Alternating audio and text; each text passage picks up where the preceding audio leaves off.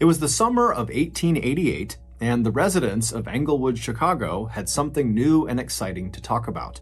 The young, prosperous, and handsome owner of the neighborhood's local pharmacy, who had only arrived in Illinois 3 years earlier, had just bought the big empty lot on the corner of 63rd and Wallace Street. And since then, the owner, 28-year-old Dr. Henry Holmes, had let his many customers know that he was planning to build a grand hotel on that site, the likes of which this village on the south side of the largest Midwestern city in America had never seen before. But some Englewood residents had their doubts.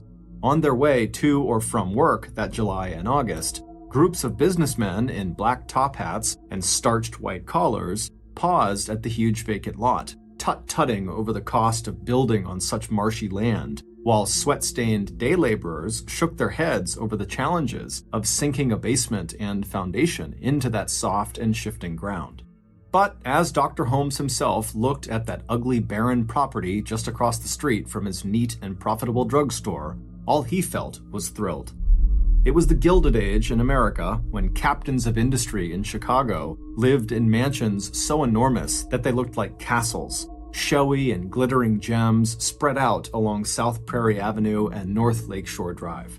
And now, after 3 years of hard work and saving money, Dr. Holmes was sure that building and owning this hotel would be his first big step towards joining the exalted ranks of the city's self-made millionaires. The design for the building had come to Dr. Holmes months earlier, all at once, a complete picture right from the start of how the hotel would look both on the outside and on the inside. It would be 3 stories high, the first floor would house retail shops, he would sell his current drugstore and open a new one inside of his hotel on the first floor, along with a jewelry store, a restaurant, a barbershop, and a business that would sell the huge glass window panes that were in such high demand for the skyscrapers that were going up all over the heart of Chicago. The second and third floors of what Dr. Holmes thought of as his castle would each contain 35 rooms, with the third floor offering suites of rooms for long-term residents. His own office would be located on the second floor, in a corner overlooking the street. His quarters would also include rooms in the basement that he would use for his medical research. From the outside, the hotel would look impressive but ordinary. It was the interior of the hotel that Holmes intended to design in ways that he hoped would startle and delight the people who came to stay. It didn't take long for Dr. Holmes to commit this vision to paper, and by summer of the following year, 1889, he had the hotel blueprints and design finished, and enough money to start hiring construction workers. And just a few months later, on a hot day in July, Dr. Holmes watched with shining eyes from the doorway of his pharmacy as workers sank the first shovel into the wet earth across the street. His hotel project had officially begun. But despite his excitement, it would turn out that both the businessmen who had tut-tutted and shaken their heads over the cost of the project and the day laborers who had shaken their heads over the difficulty of building in marshy ground were right. The construction of Dr. Holmes's hotel would end up dragging for nearly 2 years until 1891, when they actually opened the hotel, but even then it wasn't done. They still had a year or 2 before it was actually finished. But as delayed as the project was, it actually would have taken even longer if Dr. Holmes had not been lucky enough to hire the man who would become not only his trusted construction foreman, but also his close personal friend. That man was Benjamin Pitezel. Benjamin Pitezel had arrived in Chicago from Indiana around the time Dr. Holmes's hotel was starting to be built. Benjamin was a tall, strong, 33-year-old carpenter who made up for his tendency to drink too much by his absolute devotion to his wife Carrie and their 5 children, who ranged in age from a few months old to 14 years old. Benjamin had come to Chicago determined to take any job he could that would provide for his growing family. And as he helped his wife and children off the train into Chicago's Grand Depot, he took special care with his 9-year-old daughter Nellie, who had been born with a clubfoot, a birth defect that twisted her foot out of shape and made it difficult for her to walk. Like so many people arriving in Chicago for the first time, the Pitezel family could hardly believe the noise and crowds and the skyscrapers in the center of the city that towered above the streets like the walls of a canyon. Another thing they couldn't believe was the smell from the huge stockyards in South Chicago. It wasn't just the smell of livestock. It was the stink from the slaughterhouses located along the South Side Railroad that made Chicago the meatpacking capital of the United States and the hog butcher for the world. After getting off the train, the older Pitezel children immediately covered their noses, but Benjamin told them that the smell wouldn't be so bad once they hopped aboard the next train that would take them out to the village of Englewood, where he'd heard that a hotel was going up, and the owner always seemed to need more workers, so maybe there was a job for him. It wasn't hard for Benjamin to go to the construction site and locate Dr. Holmes, who was now spending most of his time feeling frustrated by what he saw as the shoddy work done by many of the men he had hired. But few, if any, of the workers that Dr. Holmes had let go and withheld wages from afterwards ever stuck around to complain about it. In fact, a lot of these fired workers actually felt relieved as soon as they were let go, because there was something truly unsettling about the hotel's very unorthodox design. The outside was like any other hotel at the time, but the inside was unlike anything they had ever been asked to build before. The blueprints called for secret staircases, false walls and ceilings, trapdoors, and passageways that dead-ended into doors that when you opened them, you were just looking at a wall, not into a room. The blueprints also showed rooms that had no doors or windows and were only accessible via sliding walls or secret passageways. And other rooms on the blueprints appeared normal, but they were actually padded around the outside with a layer of asbestos that made them soundproof. Inside Dr. Holmes's personal office space, workers were ordered to construct a large walk-in vault with a special room built around the outside of it to ensure that the vault could never be removed from the hotel unless the room itself was dismantled first. After one architect was declared incompetent by Dr. Holmes, he proceeded to walk off the site, wondering whether he'd been asked to build a hotel or a carnival-style funhouse. But anytime questions were raised about Dr. Holmes's design, the doctor would just say, "I gave you the blueprints, please just build my hotel." So on the afternoon that Benjamin Pitezel made his way over to the hotel construction site and found Dr. Holmes, he saw that the doctor was in the middle of an argument with the man that he had hired to build a glass-bending furnace in the basement that would produce the windows he hoped to sell in his retail store on the first level. The doctor was telling the furnace maker that the furnace he had just installed was not reaching high enough temperatures, a charge that the tradesman did not believe was true.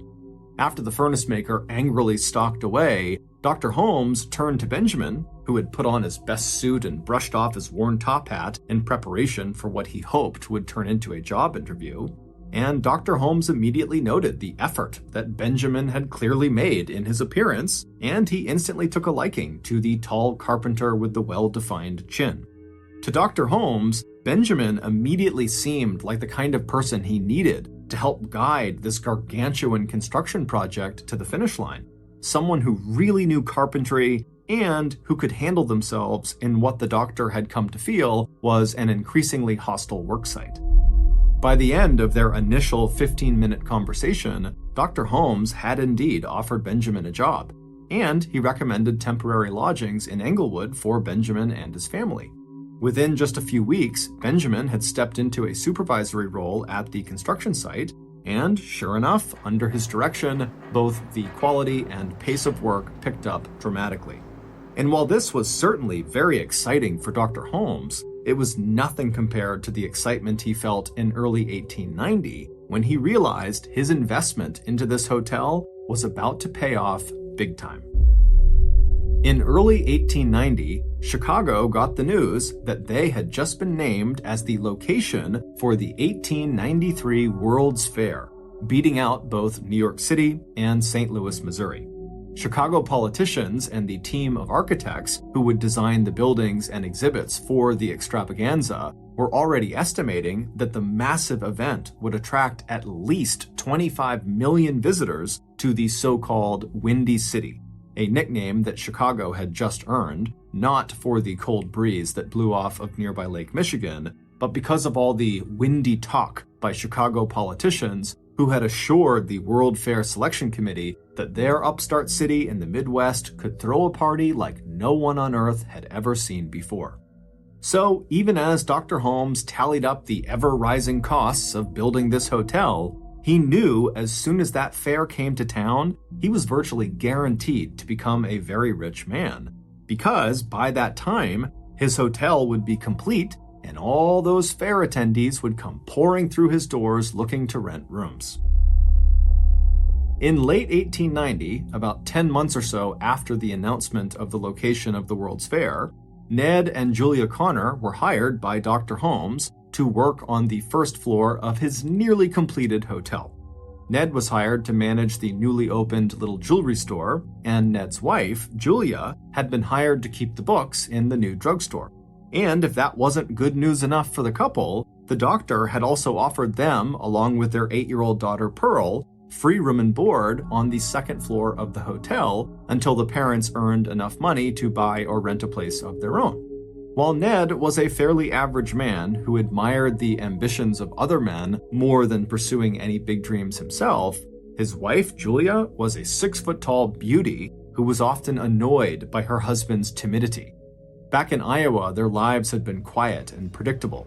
Here in Chicago, Julia loved the flow of people into and out of the stores, and she also began to enjoy the attention of the men who were struck by her good looks and small-town naivete. One man in particular, a regular at the hotel who always wore a black bowler hat and who had rooms on the second floor, began spending quite a lot of time in the drugstore, listening very attentively to anything Julia said, and standing very close to her when they talked.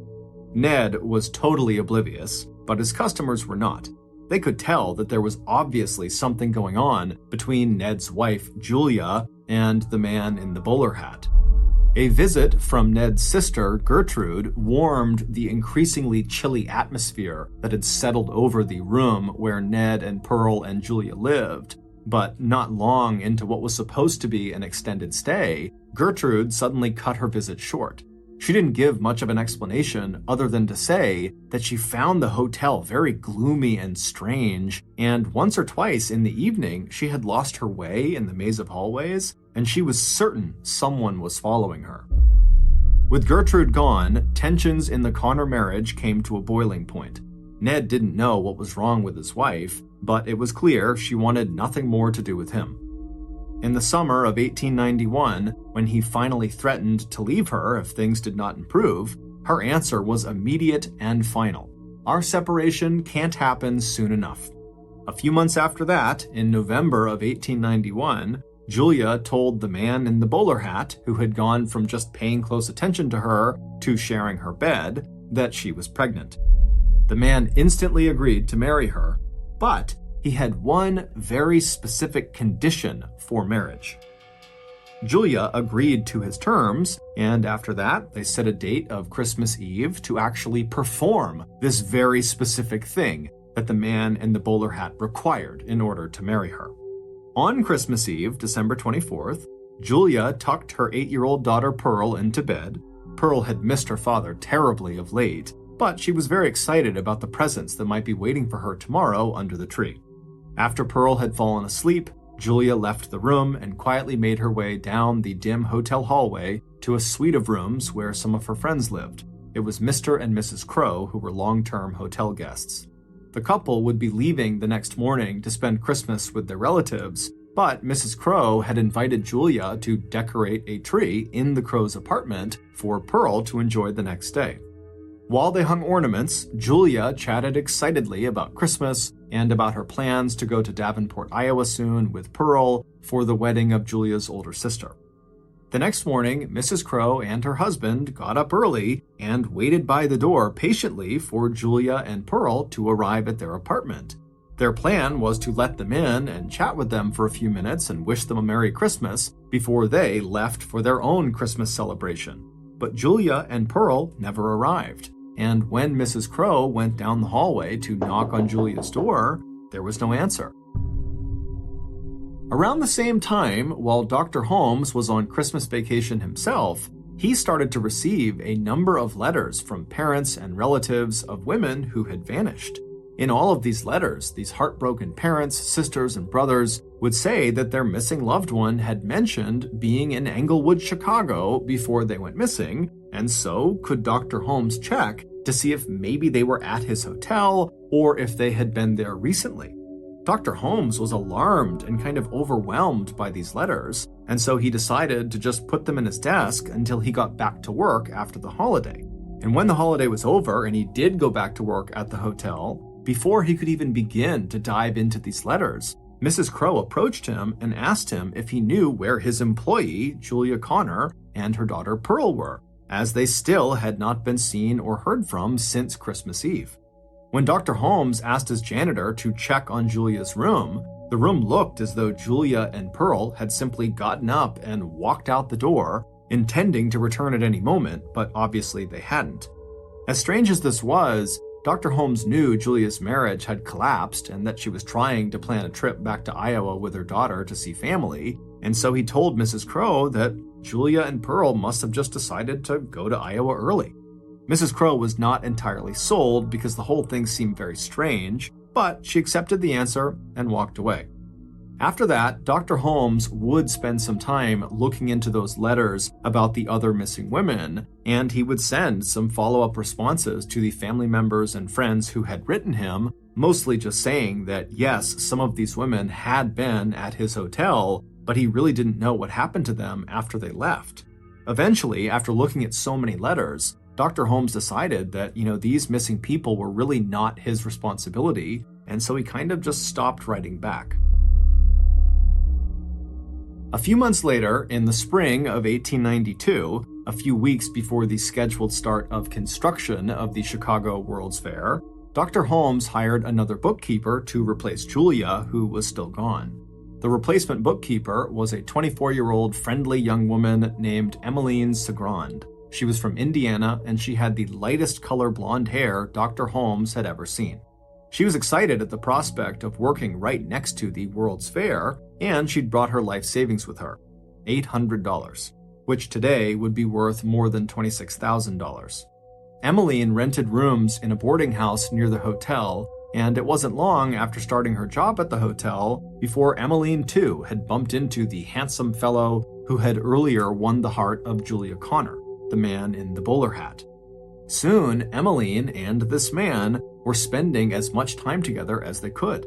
Emmeline's handsome suitor taught her how to ride one of the newly designed bicycles that were all the rage, and when Emmeline wasn't working at the hotel, she and the man in the bowler hat, who had quickly become her lover, took long rides along the pathways just outside of Jackson Park, where the fair was slowly being set up.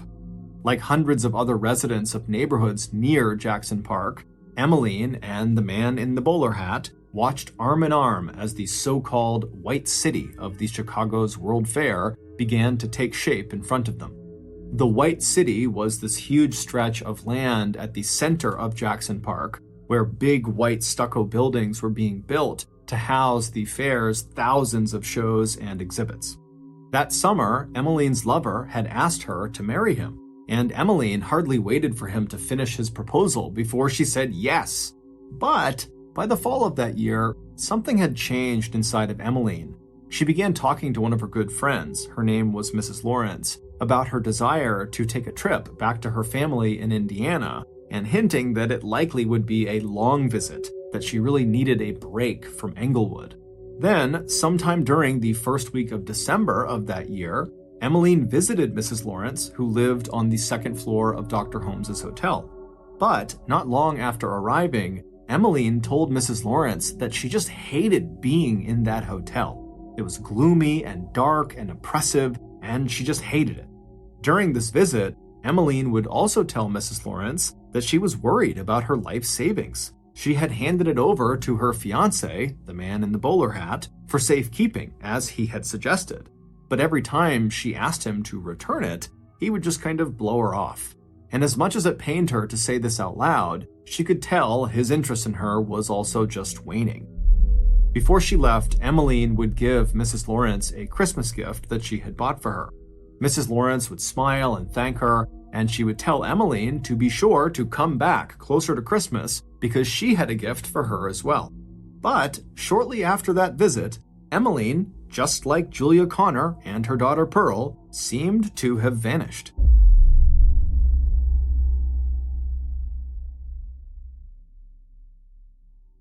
When Mrs. Lawrence noticed Emmeline's absence, she went to Dr. Holmes's office to see if he knew where she went.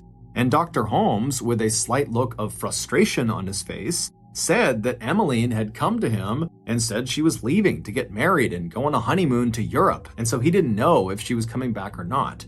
Which meant, once again, Dr. Holmes was without a bookkeeper and would need to hire yet another one. 3 months later, in March of 1893, Dr. Holmes received yet another inquiry about a missing woman. But this time, it was about a woman he recognized. The sender was Emmeline Segran's father, asking if Dr. Holmes had information that might help the Segrans find their daughter. Dr. Holmes was surprised and wrote back the same thing he had told Mrs. Lawrence, that Emmeline had left the hotel in December because of her marriage plans. Dr. Holmes suggested that the Segrand family contact her other employers and see if maybe they know something, and if they did learn anything about Emmeline's whereabouts, to please contact him and let him know. Emmeline's disappearance put Julia's and Pearl's disappearance in a whole new light for Dr. Holmes. It also made Dr. Holmes look differently at all those letters he had gotten from the family and friends of other missing women in the area. But Dr. Holmes was a busy man, and so not long after writing back to Emmeline's father, he was back focusing on expanding his business empire.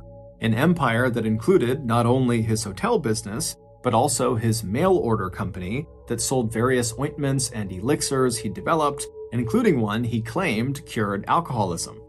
A few months after Emmeline's father had sent that letter to Dr. Holmes, the World's Fair finally opened its doors. Thousands of people an hour strolled through the gleaming white exhibit halls inside of White City, where visitors from all over the world experienced for the first time things like elevators, moving pictures, voice recordings, Wrigley's chewing gum, Cracker Jack popcorn, and the zipper, which would revolutionize women's fashion. It was the first time people would taste brownies and the sausages that would later become the Chicago-style hot dog. 38,000 people a day rode on the world's first Ferris wheel, which was more than 25 stories tall and equipped with compartments that looked like rail cars and that held up to 60 people each. There was one man in particular who seemed to attend the fair every night, and that was the man in the bowler hat. He was handsome and refined looking, and he smiled at all the ladies, buying them cold dishes of ice cream while they watched the incredibly popular Wild West show put on by the famous frontiersman Wild Bill Cody. This same man who had seduced Julia Connor and Emmeline Segran before they went missing now graciously opened a path in the crowds for the older wealthy women whose families back home didn't expect to see them for days, and who would never know until it was too late that this wealthy mother or grandmother or relative was never going to come home at all. Smiling and attentive, the man in the bowler hat drifted in and out of the pavilions that housed exotic encampments of people from other countries and walked along the lagoons dotted with sailboats powered by brand new electric motors. Some nights, the man in the bowler hat left the fairgrounds alone. But other nights, as he headed toward Dr. Holmes's World Fair Hotel, he would be holding the arm of a woman, leaning over her protectively as the two of them made their way toward the gloomy castle on 63rd and Wallace. By the time the fair ended on October 30th, 1893, Chicago had in fact shown the world that the Windy City could throw the party to end all parties. The fair wound up breaking all sorts of attendance records, with a staggering 27 million people passing through their gates into the White City, which now stood empty and abandoned inside of Jackson Park. But as successful as the fair had been, it also had a dark side. During the fair, 12 firefighters had died trying to put out a blaze that burned down the Hall of Electricity. The mayor of Chicago, who was scheduled to be a part of the fair's closing ceremonies, was assassinated in his home just 2 days prior by a disgruntled and mentally ill voter. And police and private detective agencies were getting flooded with more and more reports of missing men and women, people who had left homes far away to see the wonders of the world at this fair, and then were never seen again. But with a homicide rate of 4 murders a day in Chicago at the time, police were so overwhelmed by violent crimes that only a very small handful of these missing persons reports got any attention. As for Dr. Holmes, the fair had indeed made him a rich man, but it was bittersweet. Julia and her daughter Pearl were still missing, as was Emmeline, and many of the other missing people in the city had stayed at his hotel before they vanished. This, of course, caused Dr. Holmes a considerable amount of distress, but fortunately, during the fair, Dr. Holmes had met someone, and now, when he was with her, whatever stress he had just seemed to melt away. Her name was Georgiana Yoke. She was 23, small, blonde, and had large blue eyes and a sharp mind. Together, they had wandered the fairgrounds, riding the Ferris wheel and quickly falling in love. By the time the fair ended, they had gotten married. And then, not long after that, with his wife's encouragement, Dr. Holmes decided that as much as he wanted to help all of these families and people who kept writing to him about their missing loved ones, he simply couldn't. He didn't have any answers to give them. And so, from then on, he simply began tucking the new letters he would receive every week into his desk drawer, and then he just did his best to keep going forward in his own life, assuming that the police would handle all of these missing people. But, as Dr. Holmes would eventually learn, no matter what he did or where he went, he would forever be tied to those missing people, because before those people vanished, they encountered the monster that roamed the halls of his hotel, the man in the bowler hat. After the World's Fair ended, Dr. Holmes decided he needed to pursue a new business opportunity, and the idea he thought of was one that he had come up with years earlier when he was a medical student at Michigan University. But at the time, for whatever reason, he had just not acted on this idea. The idea was a little complicated, but the payoff could be huge. However, in order to make it work, the doctor needed a very trustworthy partner. So, late in the summer of 1894, roughly 8 months after the World's Fair had ended, Dr. Holmes looked up his good old trusty hotel construction foreman and close friend, Benjamin Pitezel, who was now living in St. Louis with his wife and children. Benjamin's drinking had only gotten worse over the years, and after finishing up the hotel project, he had struggled to make ends meet financially. So, after hearing Dr. Holmes's pitch about this new business idea, even though it required Ben to move away from his wife and kids temporarily to Philadelphia, Pennsylvania, something he really didn't want to do, and even though the plan seemed very risky, Ben ultimately agreed to do it. As for Benjamin's wife, Carrie, she was not thrilled at the idea of her husband being gone for an extended period of time, but like her husband, she trusted Dr. Holmes's business instincts. And just the year before, Dr. Holmes had actually paid out of pocket for Ben to get a life insurance policy worth $10,000, which is approximately $350,000 by today's standards. And as morbid as it was, the thought of that life insurance policy eased the anxiety Carrie felt about her husband temporarily relocating, because if something happened to him, their family would be okay, at least financially. So eventually, Carrie would give the plan her blessing. On the face of it, their plan was simple. Ben would rent office space in Philadelphia and get set up as a patent investor, someone who evaluates the potential success of newly patented inventions and invests money in the ones that look like they have good earning potential. With his knack for gadgets and machinery, all Ben really had to do was identify a couple of good money-making prospects. And then from there, Dr. Holmes would handle the rest. By August of 1894, Benjamin had arrived in Philadelphia and had found a small office with an upstairs set of bedrooms. In the downstairs office window, anyone who was walking by could see a new, neatly lettered sign that read "Patents Bought and Sold."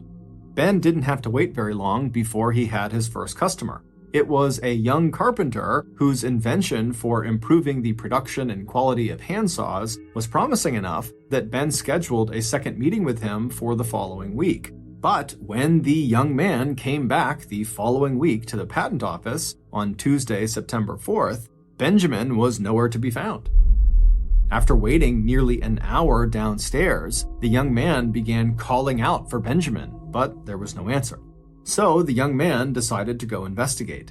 He stood up from the chair he was in and walked around the desk toward the back door of the office that led to a set of creaky stairs. He took those stairs up to the second floor, and as he turned down the short upstairs hallway toward a partially opened door, the young man suddenly stopped. There was this horrible smell in the air. He clapped his hand over his mouth and his nose, and with a terrible sense of dread, he walked forward and then pushed that partially open door all the way open. A minute later, gagging at what he had just seen, the young man was back out on the street. He ran to a nearby drugstore and he told the store owner that something terrible had just happened inside of the new patent investment office a few doors down. A few minutes later, the young man and that shop owner were looking down at the bloated and putrefying corpse of Benjamin Peitzel. Ben was lying on his back on the floor, baking in the hot sunlight that was beating into the room through the glass of the closed window nearby. His hair and part of his face had been badly burned. His tongue was swollen and stuck out of his mouth. Also, draining out of his mouth was a stream of strange-looking red fluid. Just from the looks of it, it seemed fairly obvious that Benjamin had been dead at least for a couple of days. On the floor near Benjamin's body, there was a broken smoking pipe, a match, and a broken glass jar that had contained benzene, a highly flammable liquid that Ben had apparently been mixing with other acids to make a washing powder. An initial investigation by the police determined that Ben had died an accidental death. He must have just been standing too close to the jar of benzene when he struck a match to light his pipe, and then the liquid must have exploded and killed him, burning his face and hair in the process. But based on an examination of Benjamin's body later that afternoon, a very different picture started to emerge about what really happened to Benjamin. And it would turn out what happened to Benjamin had everything to do with the monster inside of Dr. Holmes's hotel, the man in the bowler hat. Based on a series of discoveries that were made following Benjamin's death, this is a reconstruction of what really happened to him and who this monster really was. 2 days before the young man discovered Benjamin's dead body, Benjamin was sitting at the big wooden table in one of the rooms above his patent office. He just received a letter from his wife, Carrie, that said she and their 2-year-old son, Wharton, were sick. Worried, Ben poured himself another glass of whiskey and fiddled absently with his pipe and tobacco pouch. Maybe he should abandon the plan and just go home to St. Louis, at least until Carrie and the children were all healthy again. But just when the whiskey had really started to warm his insides, Ben suddenly heard footsteps on the creaky stairway that led up to the room where he was now sitting. He felt a flash of concern. He wasn't expecting any visitors that day, and whoever had come inside had not rung the bell at the front desk. Getting up from the table, Ben walked unsteadily to the door and peered down the hallway. But who he saw standing there immediately put him at ease. It was the man in the bowler hat. A man Benjamin knew well and had seen many times at Dr. Holmes's hotel in Chicago. But what on earth was the man doing here now? The man in the bowler hat casually slipped right past Ben and settled himself at the wooden table. Without a word, he pulled a brand new pint of whiskey out of a coat pocket and put that down on the table as well. An hour later, just before Ben's eyes closed and his chin dipped to his chest, the man in the bowler hat realized with satisfaction that Ben was very, very drunk. Once he was sure Ben was asleep, the man in the bowler hat pulled a small bottle of chloroform from another coat pocket, along with a big square of clean white cloth. The man tipped the contents of the bottle onto the cloth. Then, standing up and walking over to Ben, the man in the bowler hat pressed the cloth over Ben's mouth and nose. In low doses, chloroform can dull the sensation of pain. In high doses, when inhaled or swallowed, it can be deadly.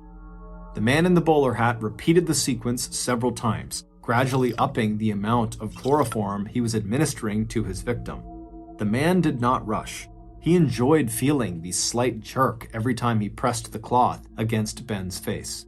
Once the man was sure that Ben was dead, or at least close to it, he pulled Ben's body onto the floor on his back and then poured another 2 ounces of the chloroform straight down Ben's throat, pressing down on Ben's chest at regular intervals to ensure that the drug made its way into Ben's stomach. Once he was satisfied that Ben was dead, the man in the bowler hat carefully arranged the scene so it would look like an accident, and just before he left, he set fire to Ben's hair and coaxed the flame down along the skin of Ben's face. But it would turn out the killer made a huge miscalculation, because the doctors at the morgue who would examine Benjamin's body just hours after it was discovered 2 days later on September 4th, they would find evidence that Ben's death was not an accident. That red fluid they saw draining out of the side of Ben's mouth was apparently a telltale sign that large amounts of chloroform had been forced into his stomach. It would turn out Benjamin was not the man in the bowler hat's first murder victim. Many of the missing people back in Chicago, including Julia Connor, her daughter Pearl, and Emmeline Segrand, whose heartbroken families and friends had written letters to Dr. Holmes asking for his help, had been lured into Dr. Holmes's hotel by this man in the bowler hat, where he would kill them.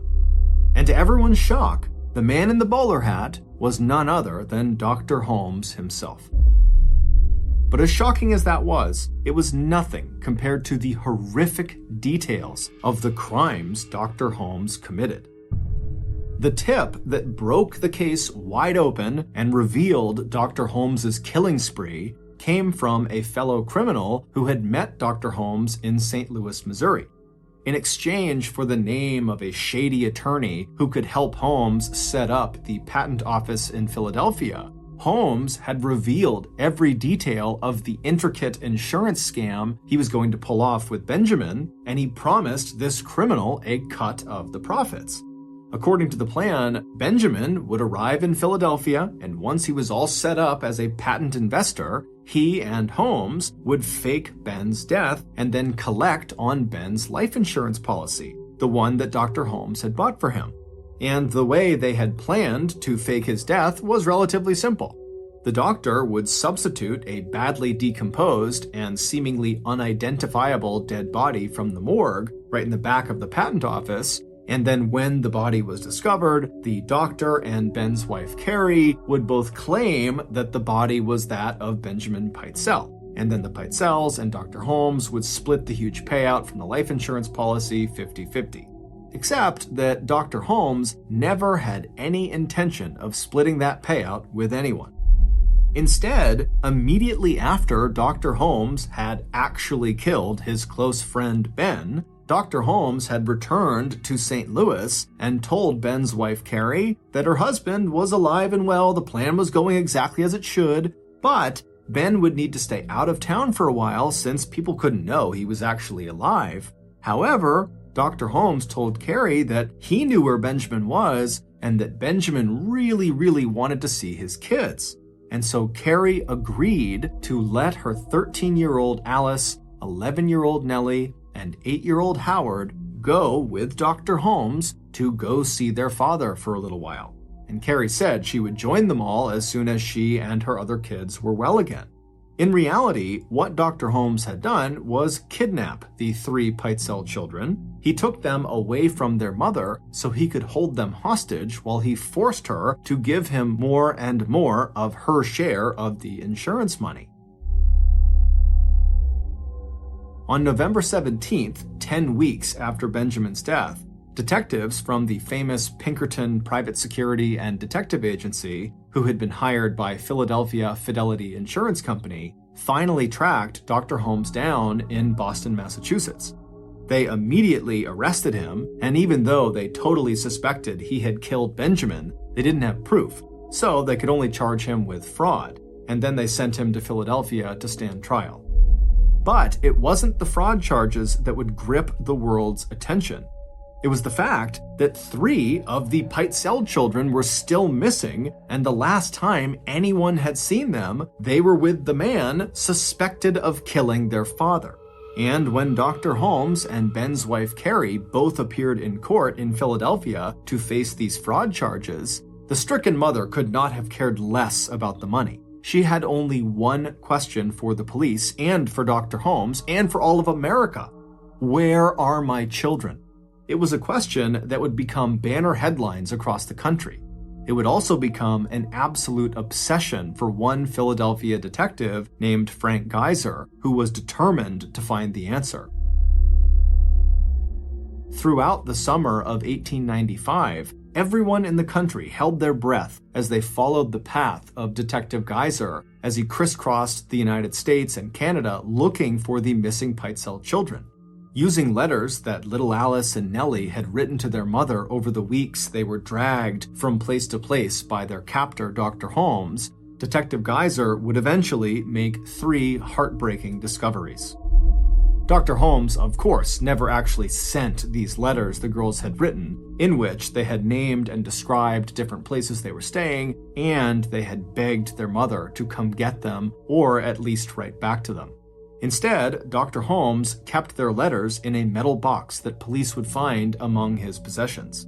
On July 15th, buried in the backyard of a charming little house that Dr. Holmes had rented back in October of the previous year, Detective Frank Geyser found the bodies of the 2 Pitezel sisters. Alice and Nellie had been forced by Dr. Holmes to climb inside of a trunk together where they were gassed to death. The doctor then dragged their small bodies outside and tossed them into a shallow grave. Before covering their bodies with earth, Dr. Holmes had cut off Nellie's legs so her body could not be identified by the girl's club foot. It wasn't until weeks later, on August 27th, that Detective Geyser finally succeeded in finding the 3rd missing Pitezel child, 8-year-old Howard. Dr. Holmes had poisoned the little boy, cut his body into pieces, and then burned the pieces inside of a coal stove in another house the doctor had rented in Indiana. Along with a clotted mass of the boy's hair and bones that had gotten caught inside of the stovepipe, Detective Geyser found the little boy's most treasured possession collecting dust in the corner of the living room. It was a brightly colored spinning top with a handle in the shape of a tiny man that Benjamin had bought for his son at the 1893 Chicago World's Fair. As news spread about the discovery of the 3 Pitezel children's bodies, Dr. Holmes was finally charged with 4 counts of murder. On July 19th, shortly after the discovery of Alice and Nellie, Chicago police lined up outside of Dr. Holmes's hotel and began a floor-by-floor, room-by-room search of the building. And what they discovered would finally explain why the layout of Dr. Holmes's hotel was so strange. It was because he had literally built the hotel to kill people.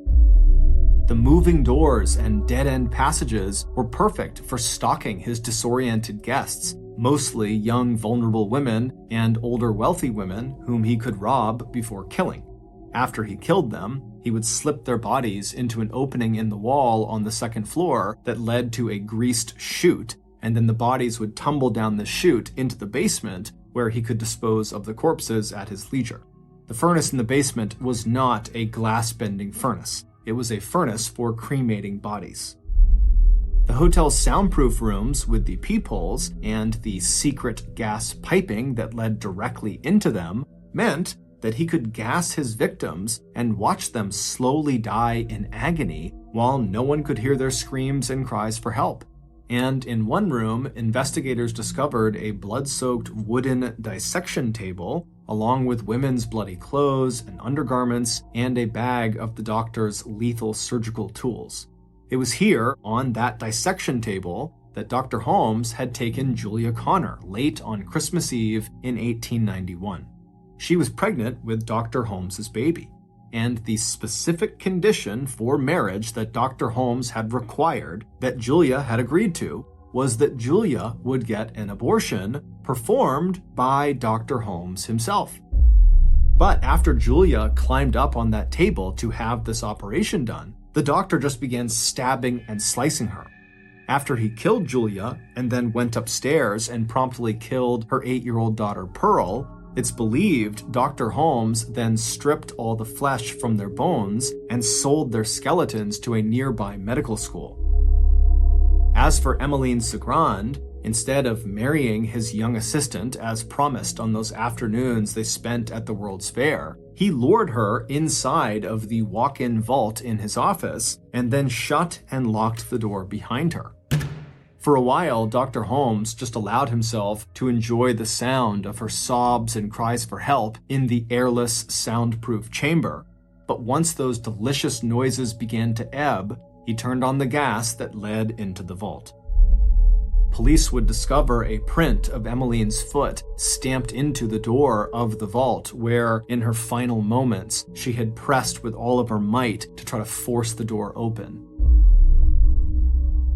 At Dr. Holmes's trial for the murder of Benjamin and the 3 Pitezel children, Dr. Holmes's wife, Georgiana Yoke, was shocked for a lot of reasons, but she was especially shocked to discover that she was actually one of 3 women, all married to the same man, Dr. Holmes.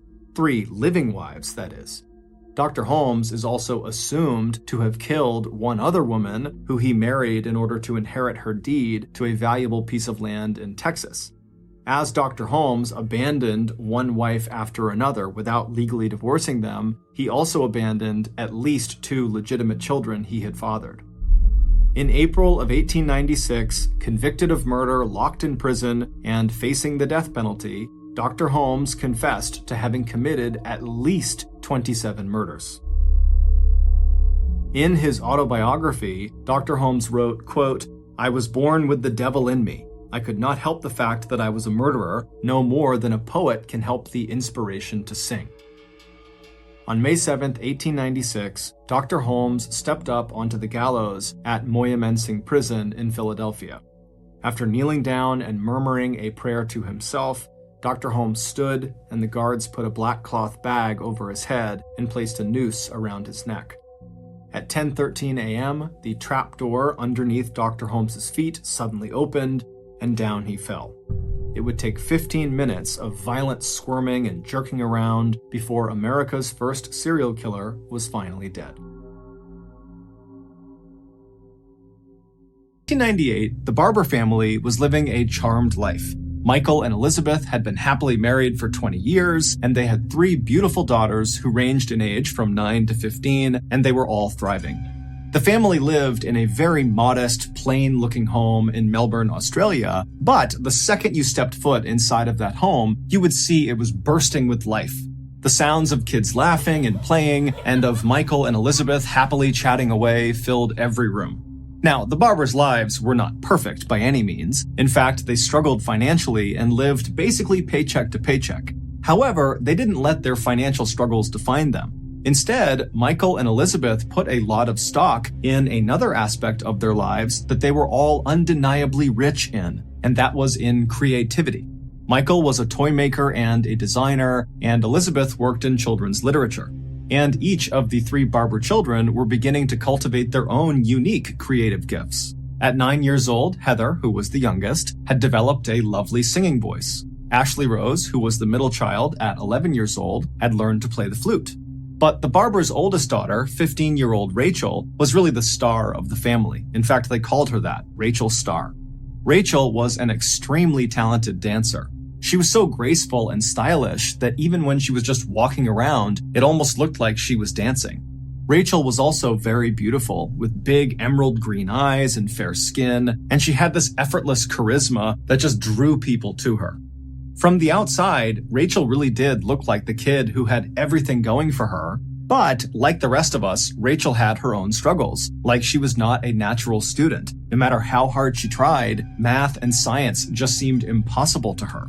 And Rachel had a number of acute fears that really made certain aspects of her life very challenging. She was deathly afraid of the dark, she was afraid of talking to strangers, she was afraid of navigating the public transportation system on her own, and even just the thought of going into a store by herself filled her with immense dread.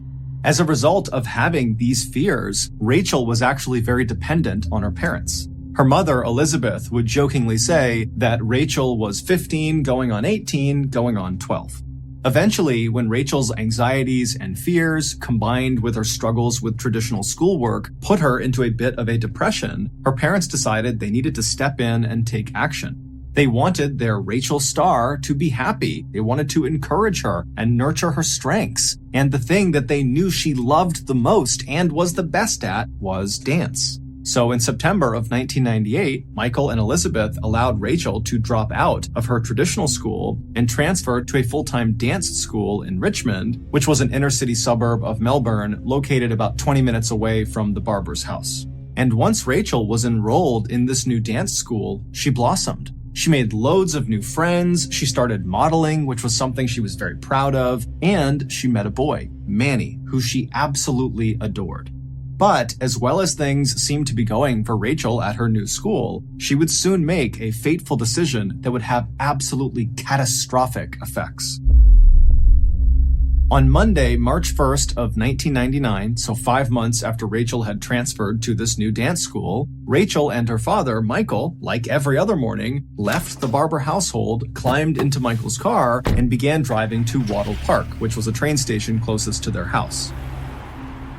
From Wattle Park, Rachel would catch a train that would take her to the Richmond station, and then she would get off, she would meet up with a friend, they would have breakfast, and they would walk the rest of the way to their dance school. When Michael pulled into the parking lot at Wattle Park and parked the car, and Rachel was getting her stuff to climb out of the vehicle to head up to the train, he stopped his daughter and said, "Hey, remember, I'll be back here at 6:15 tonight to pick you up." And Rachel looked at him, she smiled and said, "Okay," and then she hopped out of the car and she pranced her way over to the station. Michael watched his daughter just long enough to see her climb the steps and disappear, at which point he put his car back in drive, he left the lot, and he headed back home. That evening, Michael returned to Wattle Park. But at 6:15 p.m., when the train came rolling into the station, Rachel was not on board. Michael assumed his daughter must have been running late and so missed the train she would always take, and so he just sat in the parking lot and waited for the next train to come into the station. And a few minutes later, when it pulled into the station, Rachel was not on that train either.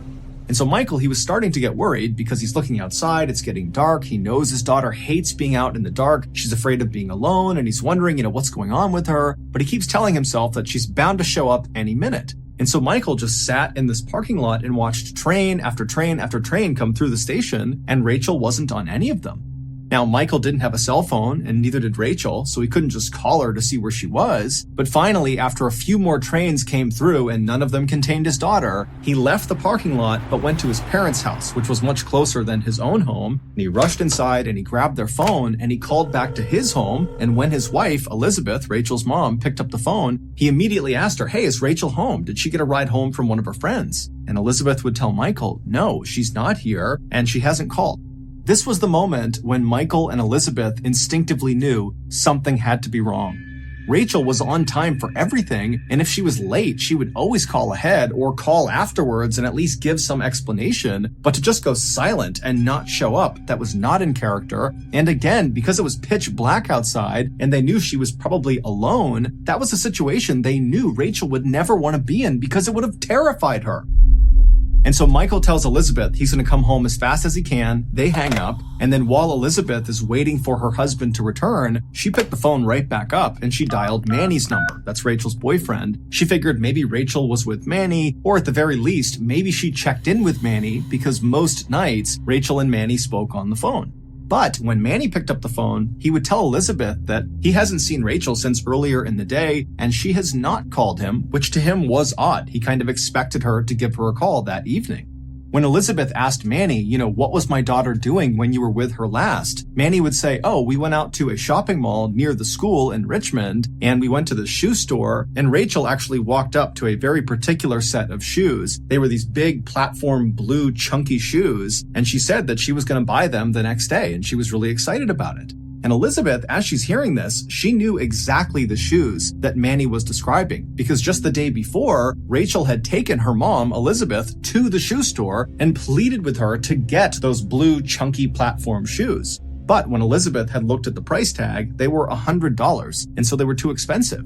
And so as Elizabeth is hearing Manny say that her daughter is talking about how she's going to buy these shoes the next day, Elizabeth is thinking, with what money? Rachel has no money. How could she possibly afford those shoes? And so she asked Manny, did Rachel say how she planned on affording those blue shoes? And Manny would say, actually, yeah, she told me that she had this secret job, but she wouldn't give me any more details about it. And she said that with the money from this secret job, she'd be able to buy these shoes. Manny would tell Elizabeth that Rachel really stressed that this secret job was nothing to worry about. It was nothing immoral. But as Elizabeth is listening to Manny tell her this, all her alarm bells are going off. She could not fathom any job that would require a 15-year-old girl to go out by herself at night doing something that was secret and give absolutely no information to her family. Every possibility just seemed bad. After hanging up the phone with Manny, Elizabeth began frantically calling all of Rachel's friends and acquaintances and different locations around town that she knew her daughter would frequent, but nobody had any information about where Rachel was. A little while later, Michael finally pulled into the driveway, and when he went inside, he talked to his wife briefly, but he could tell they had no new information, their daughter was still not home, this was becoming a crisis. And so very quickly, Michael just left the house, got right back into his car, and he drove to the police station. But when he got to the police station, the police didn't really offer the response that he was hoping for. From the police's perspective, it sounded like a teenage girl has been missing for a few hours, and so in their mind, they're thinking, one, that's not an emergency yet, and two, she probably just kind of ran off. Teenagers do that, they come back the next day, it's normal. And so despite Michael's pleas to the police that no, this is different, my daughter would never do that, she would never run away, this is totally out of character, despite all those pleas, the police said, look, Michael, just go home, wait, your daughter will be home soon, and if for some reason in the next few days she does not come back home, you come back and you tell us. And so Michael, now feeling totally devastated and terrified for his daughter's safety, finally did just leave the police station and he headed back home. And then he and his wife and his two other daughters had a terrible, restless night's sleep, wondering what was going on with Rachel. And then finally, when the sun came up the next morning, Michael and Elizabeth rushed out of their bedroom and headed into the kitchen, hoping, praying that Rachel would just magically be in their house again. But when they went into the kitchen, Rachel wasn't there. She had not come home. However, pretty early on this second day of Rachel's disappearance, Michael and Elizabeth would learn something new. Manny would get in touch with Michael and Elizabeth, and he would tell them that he remembered something Rachel had said during their final conversation the day before. She had told Manny that he had nothing to worry about with regards to this secret job because it wasn't immoral, it was totally safe, and, Manny said, Rachel said there was an old female friend who was going to be there at this job site in some way participating that would keep her safe. And so Michael and Elizabeth have no idea what to make of this old female friend, but in a way it was kind of a relief because they know their daughter is basically terrified to be alone, and so at least knowing wherever she was with this old friend, that made them feel good. But the parents' positivity about this new development quickly faded when they began calling around to all of Rachel's friends, both new and old, female and otherwise, and none of them were missing. Everybody was where they were supposed to be, and nobody knew anything about what happened to Rachel.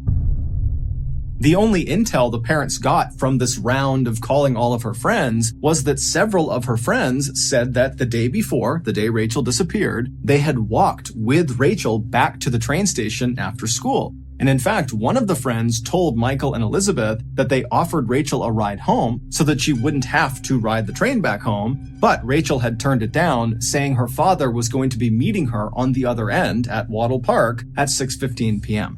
The Barbers didn't know what to make of this. Did Rachel believe at the time that she could go do this secret job and still be back in time to meet her father at 6:15 at Wattle Park? Or did she lie to the friend who was offering the ride and make up the story that she planned on seeing her father, when in reality she planned on ditching her father and going and doing this secret job for the night? But regardless of which of these things were true, the parents just still could not understand why by now, 24 hours later, their daughter still had not called to check in.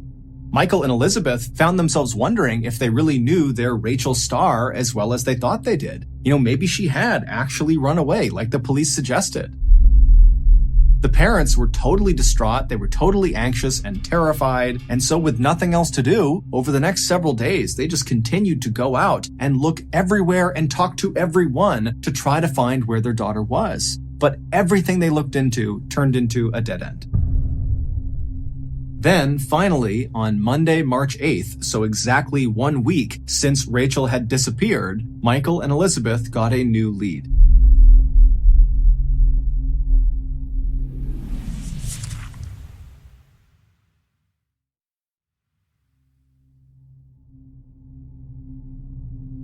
A girl named Allison, who had gone to a dance class with Rachel before Rachel had transferred schools, had overheard her younger sister talking about the Rachel Barber disappearance and how nobody had seen or heard from Rachel since 5:45 p.m. the previous Monday.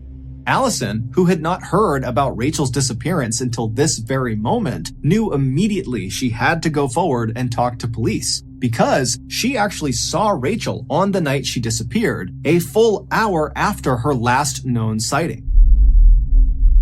At 6:40 p.m. on the night Rachel disappeared, Allison was on the train car headed to Praron, which is a suburb located southeast of where Rachel lived. And when this train that Allison was on pulled into the Richmond station and the doors opened up, Allison watched as Rachel, along with this other girl who Allison didn't recognize, walked on board and then took seats right next to each other on the other end of the train away from Allison. Now, from Allison's perspective, immediately it was clear they were friends. They were laughing and joking together and just kind of in their own world. And so Allison didn't want to be rude, so she stopped staring at them, and they continued riding the train until they got to the Praron station, at which point Allison got up to leave the train. But as she did, she saw Rachel and this mystery girl. They also had stood up, and they were making their way out of the door. And as they were leaving, Rachel actually would look up and see Allison, and they would both smile and wave at each other. But that was it. And then Allison would watch as Rachel and her friend would leave ahead of her, and they would walk down the platform. And from Allison's perspective, it seemed obvious that Rachel and this girl were friends, and whatever they were going to go do, they were choosing to go do, and they were going to do together. When Michael and Elizabeth heard about this sighting of their daughter on the train and this mystery girl, on the one hand, it was kind of reassuring because it meant that Rachel was with this friend, potentially the old female friend that Rachel mentioned to Manny, and so whatever she was doing, at least she was not alone. But on the other hand, it begged the question of what role did this mystery person play in wherever Rachel was now? Had Rachel and this mystery girl gone to do this secret job together and then something happened to them? Or had this mystery girl been Rachel's accomplice and they had run off together like the police thought? Whatever the case was, the Barbers and the police at this point, who were looking much more seriously into the Barber case by now, they knew the next step was identifying this mystery girl. A couple of days later, on Thursday, March 11th, the police called in an artist to create a sketch of this mystery girl that Allison had seen on the train. Allison would describe this mystery girl as being older than Rachel, being heavier than Rachel, and very plain. That day, the police also ordered a trace on all of the phone calls going into the Barber residence on the day before she went missing, because they figured that if Rachel and this mystery girl were in cahoots on some sort of secret thing together, they likely communicated the day before. And when the phone call trace came back, there was one phone number in particular that stood out to police. There was a private phone number that called the Barber household twice on the day before Rachel disappeared. Once at 5:24 p.m., and that call lasted about 15 minutes, and then shortly after that call ended, the private number called back, and then there was another conversation that lasted about 30 minutes. It would take police another 24 hours, but eventually they would figure out who this private caller was. It was a 20-year-old woman named Caroline Robertson who very closely resembled the police sketch of the mystery girl that Allison had seen on the train, and it just so happened that Caroline Robertson lived very close to the Praron train station where Allison saw the mystery girl and Rachel get off. Additionally, Caroline was Rachel's old babysitter and was very close with the Barber family. And so it seemed very likely that Caroline was both the mystery girl on the train and the old female friend that Rachel had mentioned to Manny when she told him about this secret job. This new information was a huge relief. From Michael and Elizabeth's perspective and the police's perspective, it now seemed very likely that Rachel and Caroline had just snuck off together and were now probably hiding out at Caroline's apartment near the Praron train station.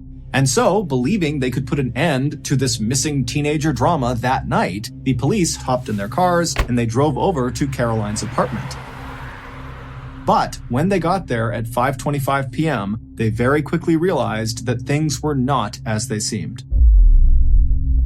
Police walked up to Caroline's front door and they knocked and began yelling out for Caroline and Rachel to come outside, but nobody yelled back and nobody opened the door. When they tried the handle, they found it was locked, so they got in touch with the property's real estate agent, who came out and gave them a set of spare keys, and when the police tried those keys, they found they still could not open the door because the door had been locked from the inside with a special latch. And so the police began walking around the perimeter of the building looking for another way inside. And as they're walking, one of the officers looks up and sees a second-floor window of the apartment is open, and it's open enough that clearly a person could slip inside. And so the police contacted the fire department, who showed up very quickly, and they put a ladder up against the side of the apartment that went up to that open window, and then a police officer began climbing up. And when he got up to the window and could look inside, he saw he was looking into a bedroom. And at first, it looked totally ordinary until he noticed there was a body lying face down at the foot of the bed on the ground. It was Caroline. The officer on the ladder immediately turned around and yelled for backup, and then he and other officers poured into the apartment, and before long, Caroline, who did actually still have a pulse, but she was totally unconscious and not responding, she was being rushed to the hospital. And while that was happening, the remainder of the officers who were on site, they all went into the apartment to try to find Rachel. And so as they're searching this apartment, which was totally messy, there was things everywhere, there were boxes everywhere, it almost looked like Caroline had been packing her apartment to move, potentially, when something happened to her, causing her to fall unconscious inside of her bedroom. And so the police searched this apartment top to bottom, and they did not find Rachel. In fact, there was no trace of Rachel anywhere, except they did find a bag of clothes that looked like they were Rachel's size, not Caroline's size, but it wasn't clear if those were actually Rachel's clothes. And so the police just kind of walked around the apartment, gathering up anything that seemed suspicious, like they found rubber gloves and hair dye, they found some bank receipts and some notebooks with some strange writing in them, and they just hoped that some of this stuff might lead to Rachel. Back at the hospital, Caroline had regained consciousness, and even though she was very disoriented and seemed kind of out of it, the medical staff allowed the police to come in right away and start asking questions because they knew time was of the essence with Rachel. They had to find her. And so the officers came into Caroline's room, and they sat down, and the first question they asked her was, "Do you know where Rachel Barber is?" And Caroline just stood there kind of stunned for a second, and then just said, "Yes." Over the next few months, as Caroline's memory came back into focus, she would piece together one of the most unbelievable stories that police in Melbourne had ever heard. The following is a reconstruction of that story based both on Caroline's testimony and on what police were able to actually fact-check. Back on Sunday, February 28th, 1999, so the day before Rachel vanished, Caroline called Rachel and offered her a job. Caroline told Rachel that she was working on this psychology study and she needed participants. However, the study was highly confidential, so if Rachel did want to be a part of it, she wouldn't be able to tell anyone what she was doing. However, the study was quite lucrative for Rachel, and it really didn't require much of Rachel. All Rachel had to do was meet Caroline the following day after school was over at the Richmond train station, and then the two of them would ride the train to Prahran. They would get off, make their way to Caroline's apartment, and there they would conduct this psychological study. And when it was over, Caroline would pay Rachel $100 and the cost of transportation. And so Rachel, she was thrilled at the idea because she wanted those beautiful blue shoes. And so she said yes.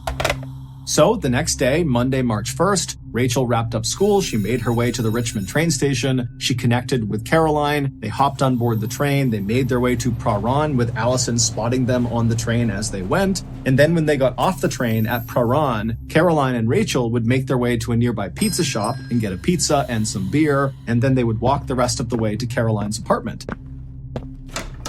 Once they were inside the apartment, Caroline led them upstairs to her bedroom, and then they both sat down on the floor at the foot of the bed and began eating their pizza and having some beer and just laughing and exchanging some stories. And then after their dinner was over, Caroline told Rachel it was time to start the study, and it began with a guided meditation. Sitting next to Rachel, Caroline told her to stay calm, think happy thoughts, close your eyes, and just begin to breathe in nice and slow, breathe out nice and slow, and just feel yourself breathing in and out. And so Rachel did as she was told and began breathing in and out and being very calm. And Caroline, at this point, she stood up and began kind of pacing around the room, watching Rachel periodically and reminding her to think happy thoughts and stay calm and keep just listening to herself breathe in and breathe out. And then at some point, Caroline just stopped and stood right in front of Rachel and just stared at her really intently. And at some point, Caroline was confident that the drugs she had laced in the pizza that she had given Rachel were starting to take an effect. It looked like Rachel was starting to doze off. And so at that point, Caroline walked around behind Rachel, who still had her eyes closed. She's still doing the study. And Caroline pulled out a telephone cord. She wrapped it around Rachel's neck, and she pulled it as tight as she could. Immediately, Rachel came out of her trance and she reached up and began trying to pull the cord off of her neck. But Caroline was easily 50 pounds heavier than Rachel and easily was able to maintain control over Rachel. And so Rachel is squirming and fighting and scratching and doing everything she can to try to get this cord off, but she can't. And eventually the fight just leaves her body and she goes still. Caroline would maintain tension on that cord to ensure Rachel was dead, but then eventually she would release the tension on the cord, at which point she would drag Rachel's body into a nearby closet and she would shut the door. 2 days later, Caroline would open that closet up and she would drag Rachel's body back out of the closet with the cord still wrapped around her neck, and she would roll Rachel's body up in a carpet and then stuff her inside of a large army duffel bag that Caroline had purchased for this exact reason, for disposing Rachel's body. And then she called a taxi who came to her apartment and she lugged Rachel's body still inside of this bag and dumped it in the taxi. And then she and Rachel's body and the taxi driver drove about an hour north to rural Kilmore, where Caroline's father had a vacation home. And there she would bury Rachel's body in a shallow grave next to one of her childhood pets. When Caroline had been rushed to the hospital because she was found unconscious in her bedroom by police, the assumption was she and probably Rachel had been attacked, and that was why Caroline was unconscious. But what really happened is Caroline was in her apartment and she saw the police show up, and it made her so stressed that it triggered a seizure, and that was why she passed out in her bedroom. When she came to in the hospital and people began asking her what happened, she would say that Rachel's death was an accident. However, months later, after investigators had gone through all of the evidence they had collected from Caroline's apartment, they discovered Rachel's death was anything but accidental. According to the notebooks they found all over Caroline's apartment, which were basically Caroline's journals, Caroline hated herself. She totally loathed her physical image and who she was, and she was obsessed with the girl she used to babysit, Rachel Barber. Rachel was this beautiful, perfect person that Caroline wished she could be.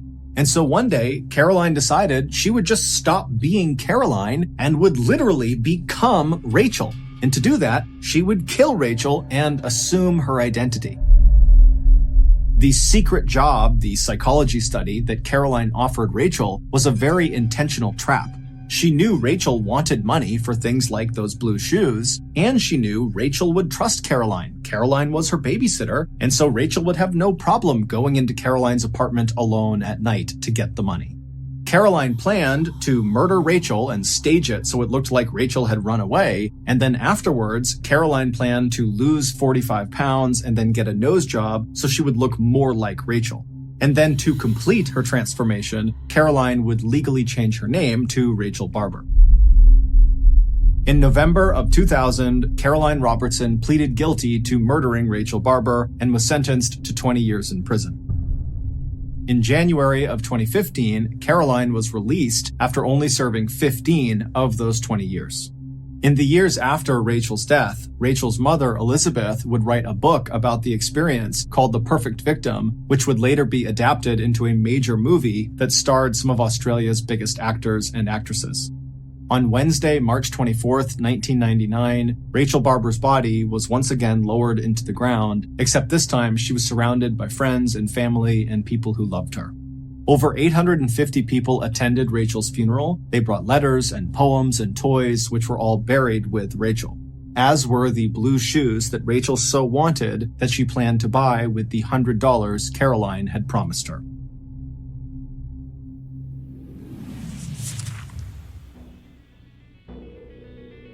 10th, 2006, a slight man in his 20s with thick black hair stood shivering as he worked on the slaughterhouse floor at Quality Pork Processors in Austin, Minnesota.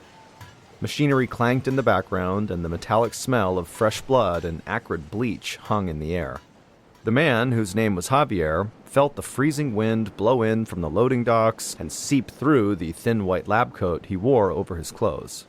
But Javier wasn't just cold. His muscles ached. He felt like he might have a fever, and his hands and feet tingled as if they were asleep. He hoped he wasn't coming down with the flu. He stomped his feet and tried to shake the tingling sensation out of his hands, but that didn't help.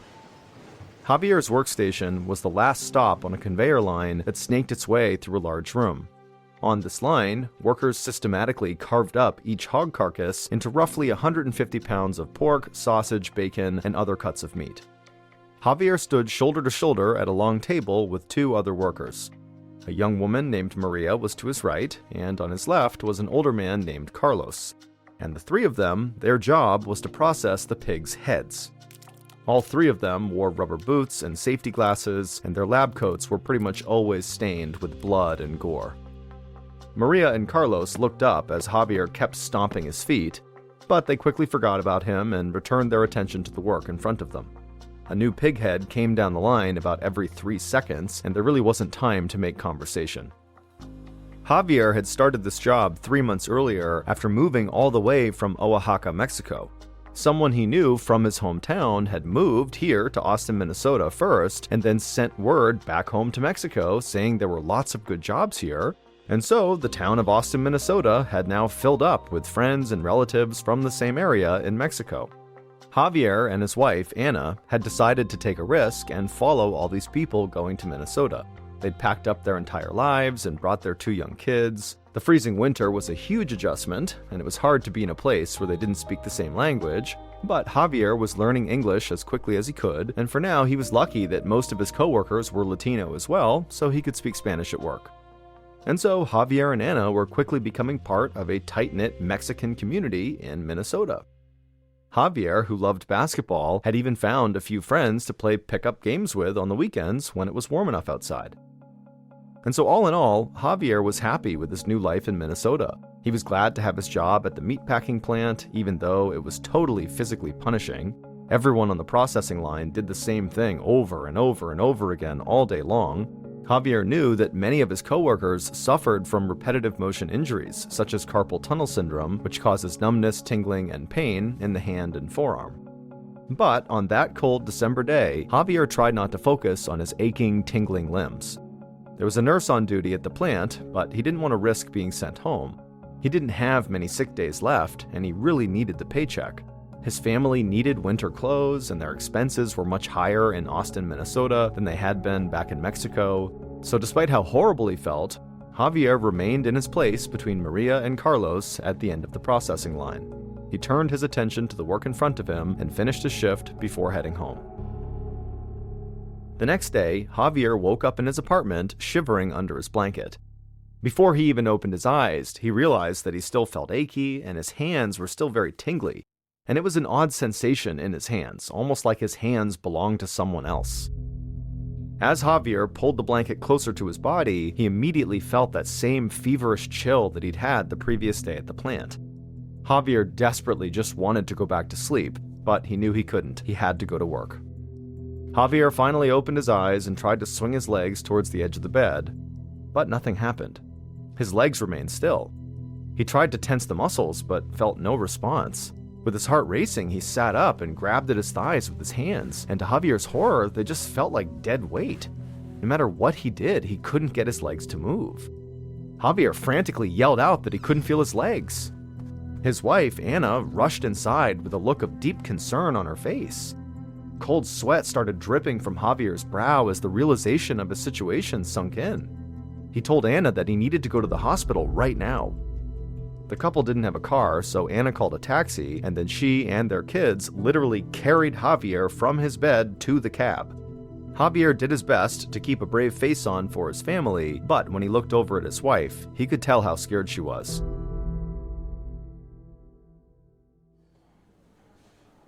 When Javier and Anna arrived at the Austin Medical Center, which was just a few miles from their apartment, medical technicians lifted Javier onto a gurney and wheeled him into an exam room. A few minutes later, a doctor entered the room, followed by an interpreter who greeted Javier in Spanish and said her name was Carol. For the next few minutes, the doctor and Javier discussed his symptoms as Carol translated their statements. Finally, the doctor said something to Carol, and then the doctor left the room. Javier could hear him making a phone call from his office across the hallway. Carol leaned into Javier and explained that the doctor suspected that Javier had nerve damage, but he didn't know what had caused it, and the Austin Medical Center was not really equipped to treat it. The doctor had recommended that Javier be transferred to the Mayo Clinic, a larger medical center about 50 miles away in Rochester, Minnesota. He was making those arrangements now.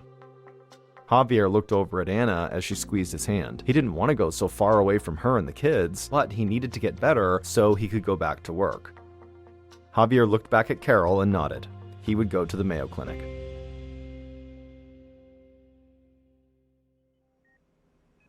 Two weeks later, Javier lay in a hospital bed at the Mayo Clinic, looking out the window at the falling snow. It was Christmas Day, and Javier wished he could be home celebrating with his family. He had spent the past 2 weeks having countless blood tests, being rolled in and out of MRI machines, and feeling needle pokes at his veins. But he didn't feel much better, and he still couldn't move his legs. The doctors explained that his spinal cord was severely inflamed, which was causing his symptoms. However, the doctor said that they still had no idea why, except that it had to do with Javier's own immune system. For some reason, it was attacking his own nerves instead of helping to keep him healthy.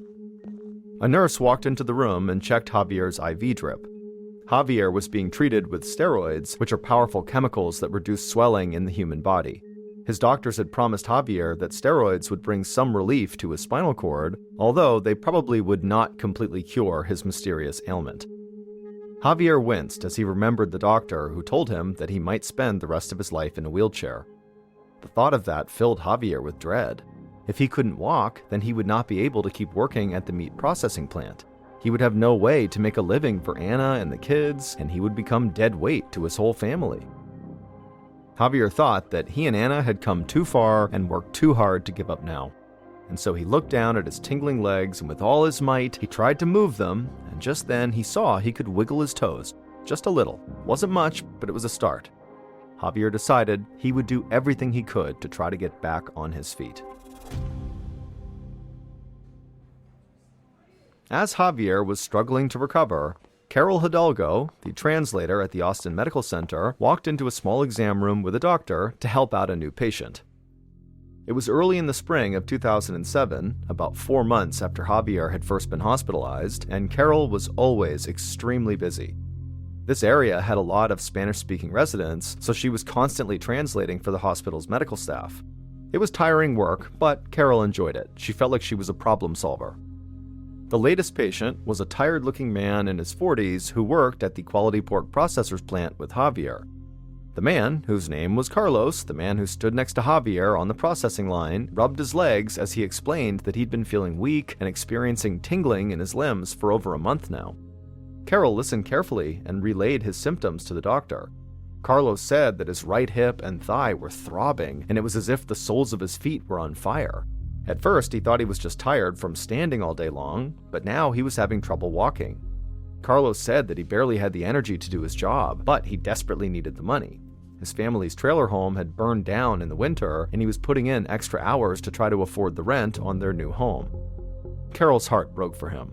She saw a lot of patients like Carlos. They worked so hard in order to make a better life for their families, but it was often at their body's expense. Their bodies often broke down as a result of the grueling work. She translated his story for the doctor, who nodded and told Carol to let Carlos know she was going to examine his legs. And when she was done, she shook her head and said that she'd need to run more tests. Carlos's muscles seemed fine, and so the doctor suspected that his problems were actually a nerve issue. As the doctor was speaking, Carol frowned. Something about this sounded familiar, but she couldn't exactly place what it was. And anyways, she saw so many patients every single day that it really wasn't that surprising that people's symptoms kind of bleeded together and sounded similar. So Carol jotted down some notes, and then she shook Carlos's hand and told him she hoped that he would feel better soon. Carol followed the doctor out of the room.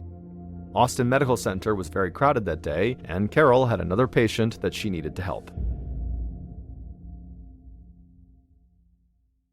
In May of 2007, so about 5 months after Javier first got sick, Javier proudly walked back through the Quality Pork Processor's plant doors with a huge smile on his face.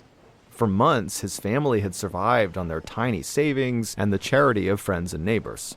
His doctors still didn't know what had made him sick, but the steroid treatments had reduced the inflammation in his spinal cord, and with intense and very painful physical therapy, Javier had slowly learned to walk again, even though he did still need a cane for balance. But his doctors thought he was well enough to work again, and the plant had cleared him to come back. Javier yelled greetings to his co-workers, Maria and Carlos, over the very noisy machinery, and right away Javier noticed that they both looked very tired and were moving so stiffly. But there really wasn't time to talk. It was time to get back to work. Javier was the happiest he'd been since that horrible day in December when he first got sick. But despite the progress he had made, Javier still was not fully healed. While he had regained control of his legs, he had not regained control of his bladder.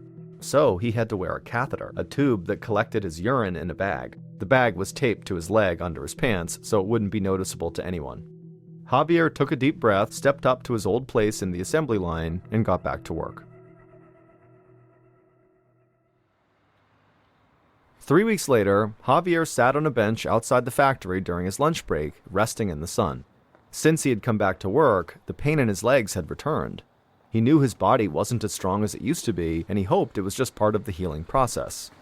As Javier tried to relax, Maria, the woman who worked with him on the processing line, walked over and eased down next to him. She groaned and rubbed her legs.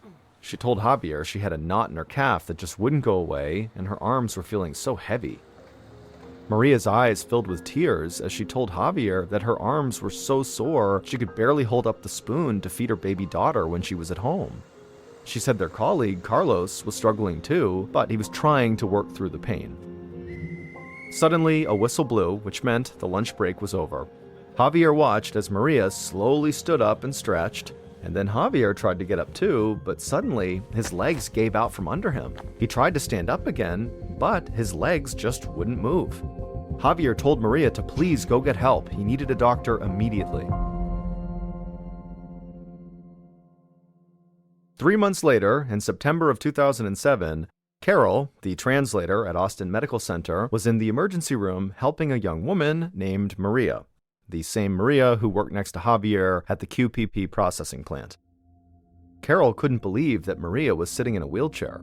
Just a few months earlier, she'd seen the young mother for another exam, and she seemed fine. Now, Maria could hardly stand up and needed help to get on the exam table, and when she tried to sign an authorization form, she couldn't even hold the pen. Maria said that it felt like her right arm had fallen asleep, and her feet were completely numb and tingling.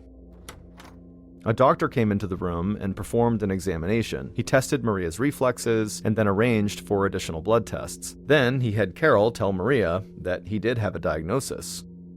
Maria had a condition called neuropathy, which is a general term for nerve damage. It explained her weakness, numbness, and pain. He didn't know what was causing it, but he was still prescribing her steroids. After the doctor left, Carol, the translator, could see that Maria seemed unsure what to do. In a quiet voice, Maria told Carol that she was scared. A lot of her colleagues were getting sick too. One of them had even lost movement of his legs twice. Carol gave her a hug and promised her that the doctors would find an answer. Then she helped Maria back into her wheelchair and wheeled her to the elevator. After Maria left, Carol returned to the treatment area, deep in thought. Carol liked to write while she puzzled things out in her head. She sat in a chair and took out her notebook and a pen, and she watched people rush by in the hallway. She realized that she had translated for several patients over the past few months who all had very similar symptoms. There was Maria, who just a few months ago was walking but now could barely move, and then there was Carlos, whose feet felt like they were burning, and then there was Javier, whose legs had stopped working altogether. She scribbled down the first thing that they had in common. They had all been diagnosed with a type of neuropathy, and so Carol wondered if maybe something else connected these patients. Carol knew that each of these patients had different doctors and nurses, and these doctors and nurses rarely talked about their patients to each other. As a translator, Carol might be the only person in the clinic who knew that these patients had been diagnosed with the same problems. Just then, Carol spotted the chair of general medicine, Dr. Richard Schindler, walk by in the hallway. Carol knew he valued the opinions of everyone on his staff. He always found the time to talk. Carol ran after him and asked if he had a moment to chat. He nodded and said that he did. Then Carol took a breath and she asked him, "What causes neuropathy?" Carol had heard the diagnosis before, but she'd never quite understood it. He smiled at her and said that one of the most common causes of neuropathy was diabetes.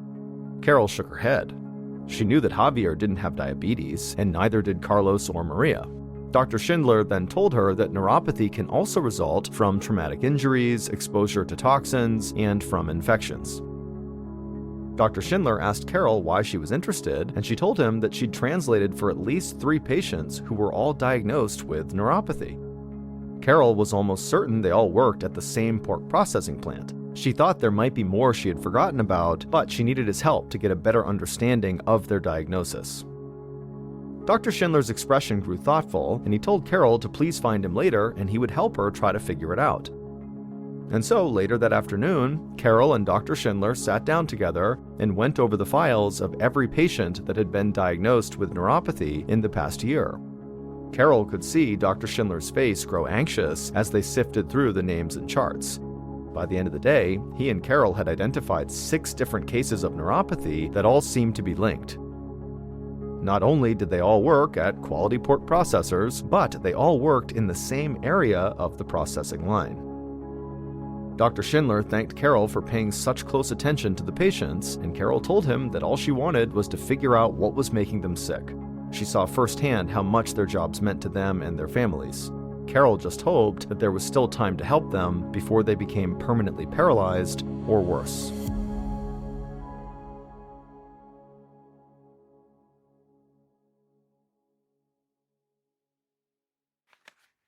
The next morning, after going through the patient files, Dr. Schindler picked up the phone to call the pork processing plant. He reached the factory's nurse and introduced himself and then explained the situation. He said several workers from her plant who were suffering from neuropathy had come to his clinic to be treated, and so now he needed to know if maybe other people who worked at this plant had maybe come to her with the same symptoms. He could hear the nurse pause for a moment, and then she said that she did remember some workers coming to her with tingling and soreness in their limbs, and she gave Dr. Schindler their names. He added them to the list of patients that he and Carol had already identified, making a total of more than 11 workers from this plant who all had similar symptoms. Dr. Schindler thanked the nurse for her help, and then they hung up.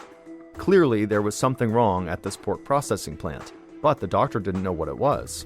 He wondered if maybe workers were reacting to a vaccination, or maybe they had an infectious illness, or they'd been exposed to neurotoxic chemicals. He didn't know, but there was something there. Something was going on at this plant. Dr. Schindler realized that this could quickly turn into a huge medical investigation, one beyond the scope of just a small regional facility like the Austin, Minnesota Medical Center. And so the doctor sent out an email to Mayo Clinic, a much bigger clinic, which was where Javier had been treated. It was one of the best medical facilities in the state, and if anyone could help with this investigation that was about to start, it was them.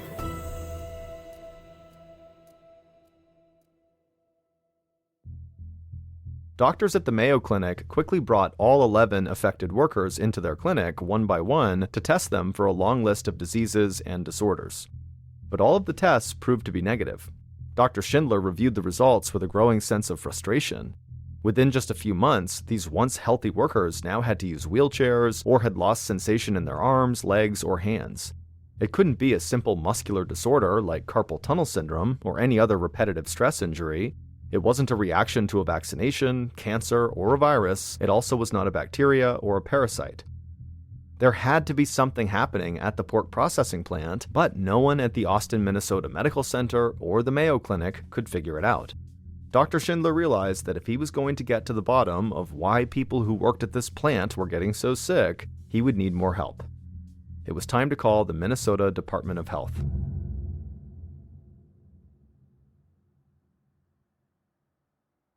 On November 28, 2007, around 2 months after Carol, the interpreter, realized that something at the plant was making all these people sick, Dr. Ruth Linfield, the Minnesota state epidemiologist, pulled her car into Quality Pork Processing's parking lot.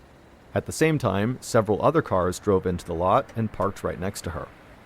Dr. Linfield was there to lead an inspection of the meat processing line. She'd brought with her a delegation of 3 animal health experts, a medical detective, an infection control specialist, and a toxicologist.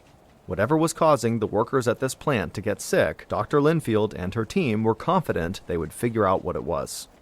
The company's CEO, a man named Kelly Wadding, along with the head of HR and the company nurse, stepped forward to greet their visitors and lead them into the factory. Dr. Linfield stepped into the entry with the rest of the team, and she pulled protective gear over her dark gray business suit. Plastic gloves, booties, masks, and plastic gowns. Then she followed the CEO, Kelly Wadding, out onto the factory floor, and the inspection began. First, the investigators were escorted through the entry room, where enormous pigs weighing about 250 pounds were stunned and then slaughtered. After the pigs were slaughtered, their blood was drained and their carcasses were thoroughly cleaned. From the entry room, the group moved into the section called the warm room, where the carcasses were hung by their rear legs and butchered into different parts. As the investigators followed the path of the pig carcasses around the warm room, Dr. Linfield and her team observed the tasks being performed at each workstation. Each worker made a particular cut in the hog carcass. Some used machinery, and others used large knives. It was messy and repetitive, but so far, Dr. Linfield hadn't seen anything that could cause an outbreak of disease. Finally, at a section near the end of the line, the group came to a large table.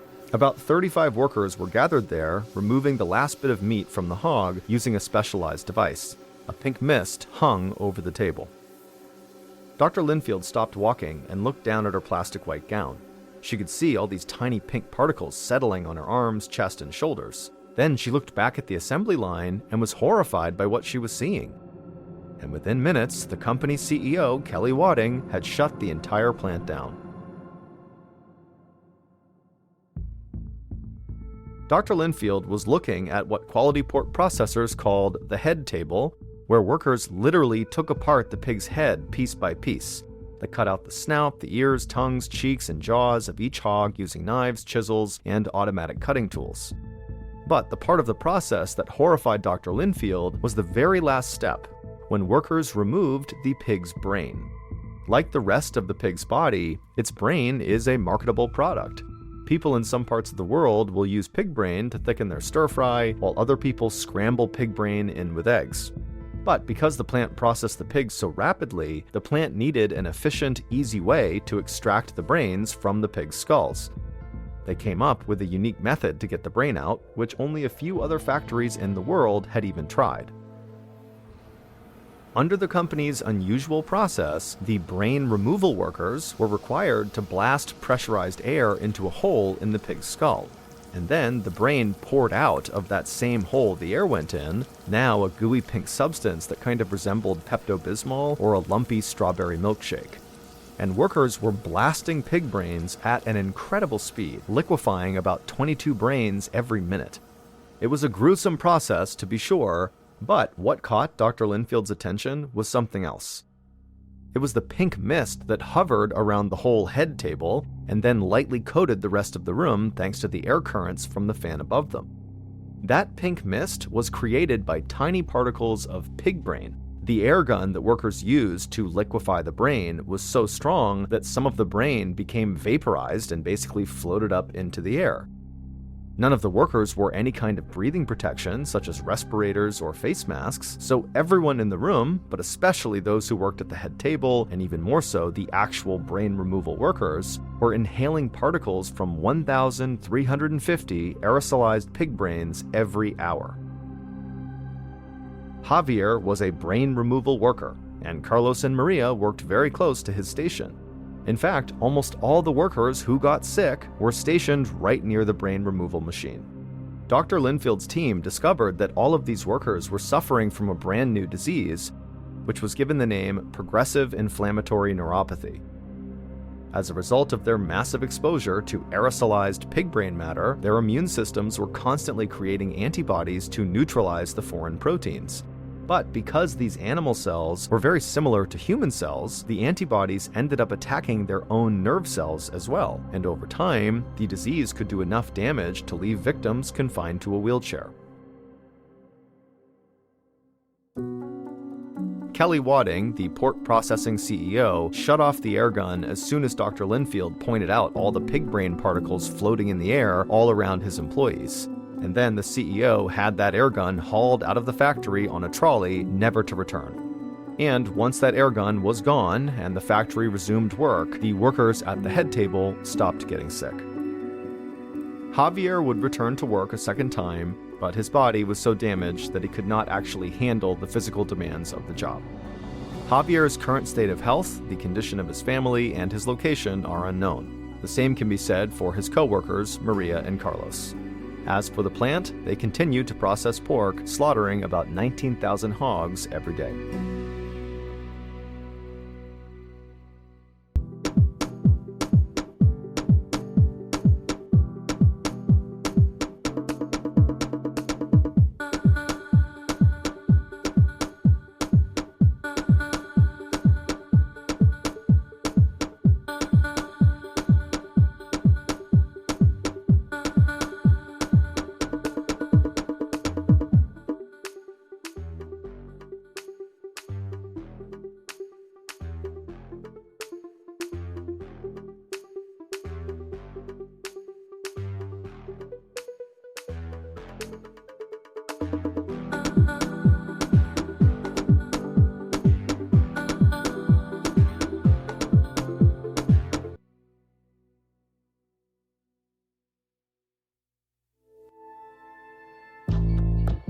From Ballen's Studios and Wondery, this is MrBallen's Medical Mysteries, hosted by me, Mr. Ballen. A quick note about our stories: we use aliases sometimes because we don't know the names of the real people in the story, and also, in most cases, we can't know exactly what was said, but everything is based on a lot of research.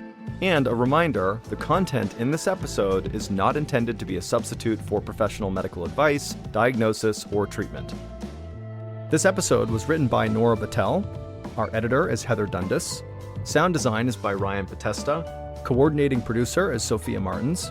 Our senior producer is Alex Benedon. Our associate producers and researchers are Sarah Vitak and Teja Palakonda. Fact-checking was done by Bennett Logan. For Ballen Studios, our head of production is Zach Levitt. Script editing is by Scott Allen and Evan Allen. Our coordinating producer is Matub Zaire.